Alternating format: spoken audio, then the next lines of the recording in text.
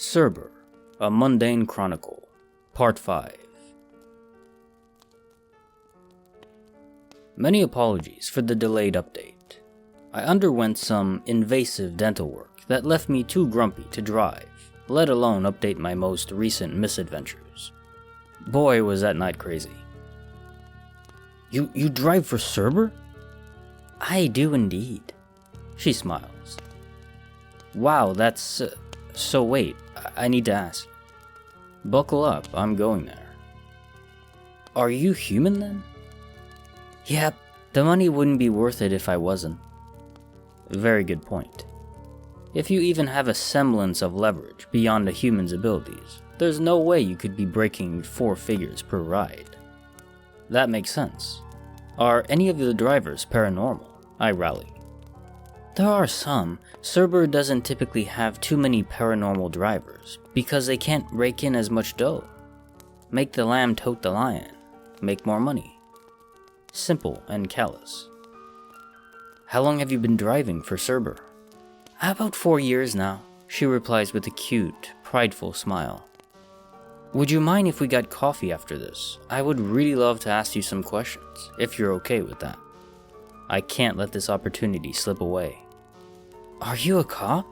She asks, raising an eyebrow. No, I yelp. No, I'm a foolish construction worker waiting for their next contract. I swear I'm not trying to interrogate. I'm interrupted by laughter. What's the matter, Jim? Have you suddenly lost your sense of humor? What? You're pretty well known to most of us as the untouchable. You're a Cerber legend. Don't let that go too far to your head, though. We've got a betting pool going on when you die. She nudges. Super. I'm not even going to ask about the stakes or how much you've all put in. But I really do want to have a chat further discussing your experiences. I need to lock this in. Yeah, sure. Right after we meet Adeline. Sound good? She asks, thumbing towards the building. It just occurred to me that I've never actually met Adeline. And of all the entities that scare me, I'm most afraid of her. Anyone that can just ferry along the paranormal with very little regard for human life beyond loss prevention is pretty heartless. Lack of compassion is far more frightening than bad intentions. Yeah, does she know I'm here? I ask, wringing my wrists. Yeah, she knows. Charice gives me a reassuring smile and begins walking towards the large metal doors. There's a card pad that requires a badge to enter. Now, high-tech was never my strong suit, but I feel like a badge entry is pretty insecure for such an operation. Not my circus, not my monkeys, I guess. Upon entry, the entire warehouse is very empty, save for a desk mounted with 4 computer monitors, a phone, and a Keurig. I knew it, totally a coffee fiend. I bet if I look closer, I'll have been right about the cocaine too. Then I saw Adeline. I was right to be afraid. Adeline, put plainly, is Medusa. I suppose using her real name would be an awful idea when trying to employ humans, but I was truly not expecting to see the OG Gorgon in front of me. Despite having a head adorning different species of snakes and the lower half of a Burmese python, she was very pretty. Her torso was white, trailing down the underside of her snake half, while the rest of her was covered in yellow and cream spots. She had bright green eyes and wore bright purple lipstick. Her eyes were tired, but glittered against the blue hue of her computer screen. She appeared uncomfortably awake. Hi, Adeline, Charice cheered, breaking through the sound of typing and clicking. Charice, hello, little lamb. Adeline rose from her chair, and she had to be at least 9 feet tall. She slithered over and embraced Charice in such a genuine hug. Then I remember that Gorgons turn people to stone. My heart shook hands with my colon again as I spun around, trying real hard to avoid eye contact. Hi Adeline, it's me, What are you doing, Jimmy? Adeline asked in confusion. Well, I swallow really hard. Remember, I still owe you quite a bit of money. It wouldn't be very lucrative or professional of you to turn me to stone. I say with a shaky voice, wondering how bad it would hurt to become a lawn ornament. Oh my god, you're a moron, Charice says, face-palming. Oh, does that bother you, Jimmy? Adeline slides her tail slowly around my feet, gripping my ankles. Fuck. No, not if you let me live. She yanks me hard, slamming my head on the concrete floor, suspending me at eye level in front of her. I cup my hands over my eyes like a scared child. I stopped caring about looking though. I'm basically a spicy hot pocket for the paranormal. I'm humble enough to know I'm not invincible. Jimmy? She inquires. Yeah? I say, keeping my hands over my face. Your fly is down. Cue the eruption of laughter from both Charice and Adeline. Dicks. I instantly let go of my face to look up at my zipper, then go straight back to covering my face again. You can relax, Jim, Charice says, while Adeline is giggling and releasing me right on top of my head. Jimmy, if I wanted to turn you to stone, I would have to will it. It's not an instant thing, though I quite enjoyed watching your reaction. It's so priceless when humans find out that I'm Medusa. She finishes, wiggling back to her seat. I bruise like a banana, you know. You can't just go dropping humans on their heads. I reply, fairly annoyed. Are you trying to teach me about manners, Jimmy? That's almost as funny as you having to clean your back seat for several hours, she retorts. Speaking of, Charice interjects. Yes, we'll have your car in pristine condition in a matter of 3 hours. Is that okay? Do you need a company car for that time, or will you be taking the evening off?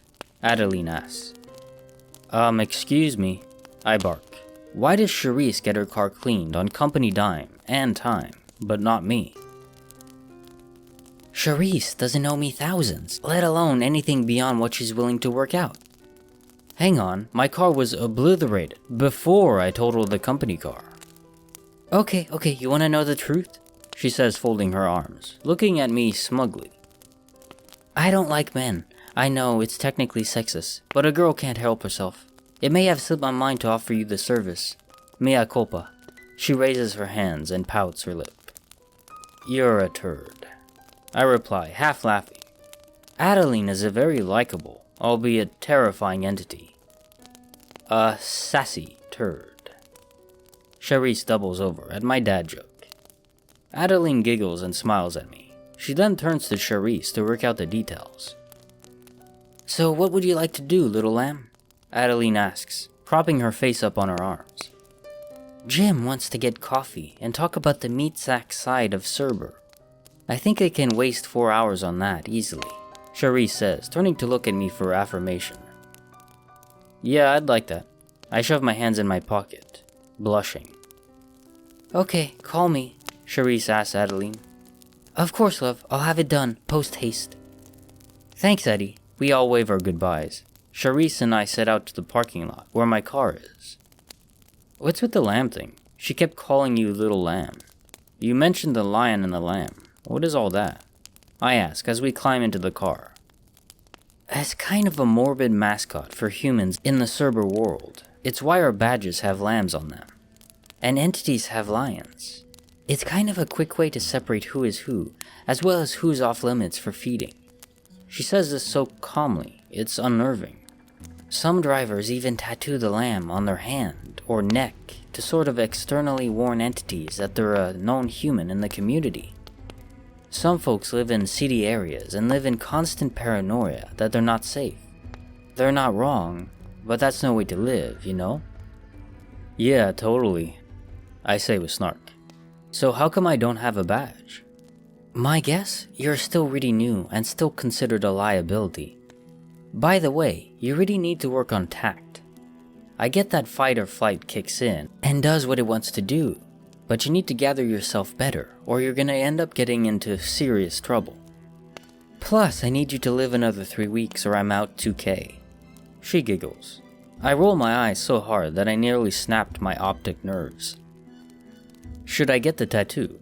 I have no idea when I'll get a badge, and I'm still in that fun, paranoid honeymoon phase. I wouldn't worry about it. You've gone this long without being dinner, why worry now? The paranormal didn't start existing when you started driving. If anything, you've been given a really good insurance policy by working for Cerber. Sure, you're in much more frequent contact with the paranormal, but you're less likely to be eaten when driving. If you watch your mouth, that is. Less likely to be eaten doesn't make me feel optimistic. I feel like I'm whining at this point. A lamb tattoo shouldn't make you feel more optimistic either. It's a tattoo, not chainmail. Oh shit, that's not a bad idea. We both laugh, pulling into my favorite coffee joint in the Bay Area. We get our drinks. I get a black iced coffee, and she orders a latte. She leads the way to the outdoor seating. No one is out there because of the cold, but I assume Charice is just as used to the cold conditions as I am, due to our clients preferring a colder environment for travel. No one being outside will enable me to pry without worrying about exposure. Of course, I'm just assuming that's something to be mindful of. I've never been told directly to keep my mouth shut about the paranormal, but with the aliases and NDAs, probably best I kept as much information private as possible. So, you have a good relationship with Adeline? Oh yeah, she's great.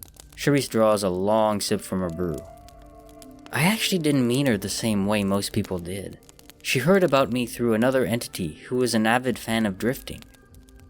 What do you mean? You know, power sliding 240s as a sport.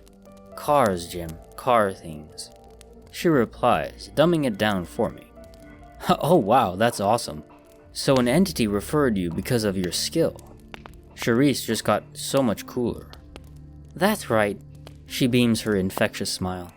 An entity by the name of Pinky, an Akra Buamelu, has been one of my sponsors for 8 years. What now? It's kind of a half scorpion, half man. The name is honestly scarier than the entity. Pinky is great. She takes another sip, still looking at me. Uh-huh, I reply. So you were contacted by Adeline. Were you expecting it? No, not at all. Poor thing had to repeat the job description 4 times before I said no. You said no? I croak. Uh-huh. Come on, you didn't honestly have a wait a minute moment before accepting the job? Well, not exactly, I chuckle. I sort of didn't realize what I was signed up for until after transporting my first client. Only then did I realize things were amiss. I swirl my coffee around, feeling a little ashamed of my answer. I know what's coming. Charice thumps back in her chair, folding her arms over her chest, and says, You didn't read the contract. No, I saw an application and assumed it was just a competing ride-sharing company. I did think it was odd that they accepted me so fast, given my unclean record. But no, I didn't read any fine print. I just filled out an online form. Holy shit, you really are stupid. She said as though she was diagnosing me with the stupid. I groan, shoving my hands in my jacket pockets, and lay my head on the table. Yeah, I get it. I wasn't cautious enough. I sit back up, hands still in my pockets. To be honest, I don't regret it. Had I been more nosy, I might not have been interested in the job, and I have to admit, I really do love this work. I've met some wicked cool creatures along the way, no pun intended. Charice giggles. Yeah, I don't disagree. While it's kind of scary, it's also really entertaining. Our job will never be boring. She holds up her cup for a toast. We smile, tap cups, and take another swig. So what's the scariest entity you've carried? I ask. Definitely Lamashtu. Her cover is nurse, which is insanely morbid, considering she works in labor and delivery at the hospital. She eats babies. For now, it's the dead ones, but I've witnessed one of her manic episodes. While I was taking her home, she looked really fried, probably from the lack of sleep and being really hungry. Since there were no stillborn babies that night, she was practically starving. In her fit of hangry psychosis, she ended up taking my leg. Charice pulls up her left pant leg to reveal a prosthetic leg. I've seen some before, but this one really seemed advanced and high-tech. Charice continues. Not only was the ride scary, it ended my drifting career. I can't power slide in an automatic, not completely. When I reported to Adeline, she was livid and sympathetic. She pressed charges on Lamashtu and paid for a prosthetic leg for me. I was just grateful to be able to stand and walk again. So that's why you stayed with Cerber. It was less of a question and more of a finishing note. Charice nodded gingerly. Well, I have to say, you're probably the coolest chick I've ever met, if it's any consolation. I say, smiling at her. Thanks, she replies, smiling back. So who is your favorite client? I ask, still curious. Definitely the devil, she nods. Excuse me? I draw my hand to my chest, as though I'm trying to keep my tits calm, by force. Yeah, she goes by Lucy. She? Oh yeah, she nods smugly. The devil is a woman, and she's the absolute sweetest. Serious daddy issues, though. You mind unpacking that one for me? I implore. But of course, Adeline sends Charice a text, alerting her that the car is finished early. Sorry, Jim, we have to head back. I need to beat pavement to make up for the lost hour and a half, Charice says, thumbing behind her towards my car. Oh, okay. Damn it. I wasn't ready for this date to be over. Right, date. We both get into my car and buckle up. The drive is very short from the coffee shop to Cerber warehouse. So I decide to rehearse how I'm going to ask Charice out on the drive. It's raining currently, so she's staring out the window and getting lost in her own thoughts anyway. We arrive at the warehouse, and as Charice unbuckles me and thanks me, I grab her arm. Wait. She stiffens and looks up at me with trepidation. Oh, sorry, I draw my hand back and she pulls her arm away. What? Charice asks, recoiling. I look around for some stupid reason, then back at her. Do you want to do this again, as like a date? Maybe dinner instead of coffee? Charice laughs and replies, Oh honey, you're adorable. I'm a lesbian. Of fucking course. Oh, okay. Well, how about just as friends? I don't really have many besides some of my clients, and it would be nice to have a friend that really understands this sort of job. I guess what I'm trying to say is, you remind me of what it's like to not feel alone, and I would love to keep hanging out. Entirely platonically, of course. I recover. You know what? Yeah, she relaxes. That would be really cool. I typically don't drive on Sundays and Mondays. We could work something out around that, right? Definitely. I smile and hold out my hand for a shake. She bear hugs me instead, which made me blush. Being turned down doesn't change that she's gorgeous and now making physical contact. For the love of God, I hope she didn't look down. Hey, it's been a while and I'm not dead. I'll get over it. I'm going to head back inside now. She opens the door. Yeah, could you tell Adeline I'll talk to her later? Yeah, no problem. I'll give you a call in a few days. You like beer and nachos? Ugh, I would marry her on the spot if I could. Yes to the nachos, but no on the beer. I'm sober. I reply, sheepishly. Oh, sorry, she winces. Nachos then. She smiles, closes the door, and walks away. I'm just now noticing her limp, and it gives me a tinge of heartache. The world doesn't deserve someone like Charice. I'm terribly excited to have her as a friend. Alas, I must return to work as well. I put out my signal and gnaw on the conversation we had. I can't stop thinking about the devil being a woman. That's kinda cute, but I'm unnerved that the devil needs Cerber. 20 minutes into deep thought, I get a signal from someone named Lil in Walnut Creek. It's a ways off, but I have time. And a new playlist on Spotify, so I accept and make my way to the city of Medical Boomtown. I pull up to a church, close to the 680 off-ramp. This church was so creepy. It was a very dark street, despite being located in a residential area. But it had a large, white, glowing cross that sat on a throne of black skies. Super ominous. Out front was a model-esque woman wearing a white raincoat, the one that has the belt tied in front. The expensive-looking ones. She had long, wavy black hair, alabaster skin, dark eyes, and a very light makeup. She looks up from her phone and struts over to my car in stiletto heels, exposing nearly manicured toes. She looks like a woman who would be named Saffron or Apple, one of those new age models. Lil gets into my car, crosses her legs, and sets a briefcase down next to her. I look at the destination and realize it's a private adoption agency, really close to the Livermore lab. This can't be good. Lil, I notice you're heading to the adoption agency. Do you want me to buy a car seat before we take off? My, treat. You can call me Lilith, and that won't be necessary, she begins. I'm adopting an 8-year-old girl. She won't need a car seat. Oh man. Picking up someone named Lilith in front of a Christian church and heading to an adoption agency sounds like a demon food run. Adam's first wife? Lilith? I ask, cringing. She raises an eyebrow in irritation. Yeah, also known as the demon with the cursed womb. A demon who can make an exception and make a man disappear instead of a child if he's not careful. Hypothetically, of course. She finishes with a feminine snark. Now I'm being threatened, and after Charice's story with Lamashtu, I got angry. Usually I would be scared, but after my chat with Charice, I've lost my patience preemptively. Listen, I don't respond well to threats, and I also don't transport food, especially of the child variety. Cancel the ride. Call for another.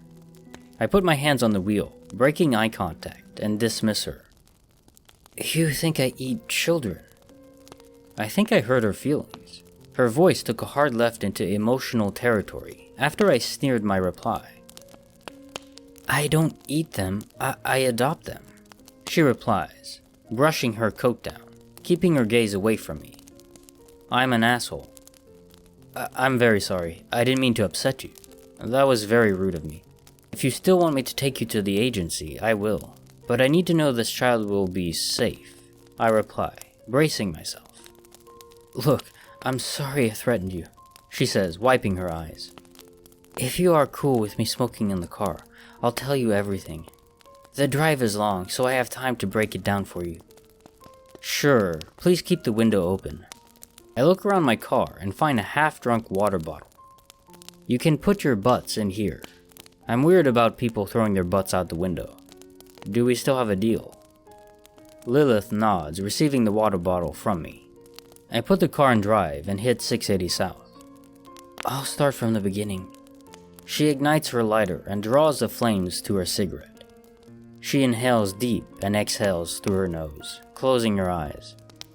Something tells me her day has been bad, and things are about to get heavy. I was created for Adam. Something went wrong though. I was meant to marry and carry his children. The problem is, I didn't want that. Not just mentally, but physically. Back then, it was labeled disobedience. Today, it's called asexual. It was nothing personal to Adam. I simply don't have sexual desires. In fact, I still get together with Adam every couple months to catch up. We're good friends. She takes another drag, then sips something from a flask in her purse. Don't worry. I didn't ask. You see, this disobedience caused a great ethereal disruption. After the end of a tremendous fight, my womb was cursed to never carry a child, and I was left in the middle of the ocean. After several days of frantic floating, Lucifer Sataniel found me. You would know her as a devil. I'm still not used to that notion. Makes sense since a devil hasn't been known to impregnate anyone. Now I get why. Lucy took me in and we were married. I wasn't thrilled with the idea of being committed, but since my last experience with turning down a marriage went really sour, I decided not to fight it this time. At the very least, I wouldn't be pregnated by a man, and I think Lucy just wanted to keep me close and marriage is surefire therein. She's really good to me. What kind of shit is this lady into if the devil is considered to be a doting wife? However, I desperately wanted to be a mother. Lucy couldn't grant me this wish, and it hurt her almost as much as it hurt me. Jewels, gowns, anything I've ever wanted, it was mine. But not children. So Lucy has this wonderful idea. Lilith puts out her cigarette on her tongue, then drops it into a bottle. That's not exactly what I had in mind about cigarette disposal, but whatever chokes her goat, I guess. You see, Lucy is obsessed with pleasing her father. She will do anything she can to bring justice to sinners. People have it all wrong. The devil doesn't create sin. Free will does. The devil just carries out the sentence. It's been her battle since the dawn of her banishment. She's hoping that if she shows her devotion to her father's indoctrination, he will mend the relationship. She's kind of losing me here. What does her issues with her dad and punishing sinners have to do with adopting kids? You see, sinning is far more generic than the Bible preaches. One must remember that man wrote the Bible with the allegations of being able to translate directly from God or his fleet. There are a lot of very specific sins in the Bible, but really, a sin is just an act carried with malicious or selfish intent. I don't think I understand what your point is, I say gently. I'm getting there, she replies patiently, lighting up another cigarette. Example, pedophiles. Are you fucking kidding me? You're baiting pedophiles with children so that the devil can patch things up with her dad. Isn't that far more of a problem than it is a solution? I've got the willies and I'm pissed. Even if these children aren't food, they still shouldn't be used as carrots to dangle in front of psychos. Nope, she says plainly, grinning as though she's about to drop the punchline. Sure, I use them to lure out pedophiles. However, they're not only my children, they're my employees. Huh? I say, still agitated. I run a dark website where pedophiles buy children. The Heretic Palace. When these people place an order, they buy one of my children. These children are very special though. They undergo a few months of training and desensitization. Once the purchase is made, my children go to the delivery address, which is typically a home address, and slaughters the buyer. Kick ass, I said, nearly cheering. So you literally adopt kids to not only take large amounts of cash from these fuckers, then you wipe them off the earth. She bows. Precisely. I get to have children. Lucy feeds you the notion of pleasing her father. I make a lot of money to donate to local churches, who also help to find these monsters. Then I eradicate them off the planet through my little darling. Everyone wins. I damn near clap. I'm going to apologize again. I had no idea. I'm so sorry that I misjudged you. I don't know how I feel about kids killing, but if anyone deserves to be murdered, it's pedophiles. Thank you, I appreciate it. All said and done, they always come home to hot food, fresh pajamas, and a bedtime story with me. Their mom. She smiles with a genuine pride. It's entirely unorthodox how she conducts her business, but I get it. Homing children who have been abandoned, teaching them how to assassinate sexual assailants, which is a direct antithesis to what they would be exposed to in the system. It's fucked up, really fucked up, but this is probably the best you could ever expect from a demon and a devil solution. So this girl you're picking up, have you picked a name? I was a little overwhelmed from this discussion and wanted to change tracks on this thought train. I haven't thought of it, she replies. What about Angela? I reply, selfishly. Alright, Lilith replies, smiling. I come up to the Vasco exit and make my way off the freeway. I turn onto Tesla Road and follow it down a few miles to a building that's guarded by national security. I assume the government must work with her in some way if she's adopting from an agency so close to the lab, so heavily guarded. I didn't have the spoons to ask any more questions, so I refrained.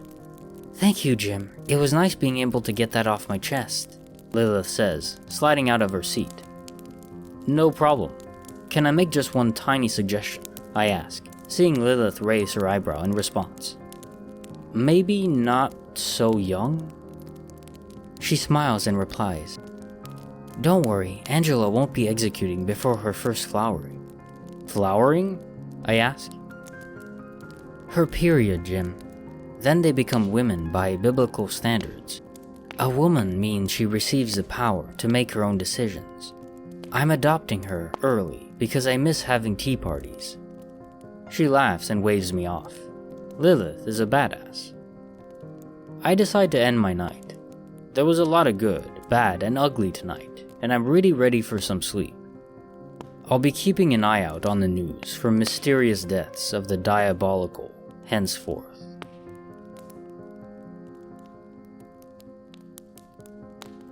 This is Kinetic Symphony. If you've enjoyed this narrated story, please subscribe and like the video to help me grow. Thank you.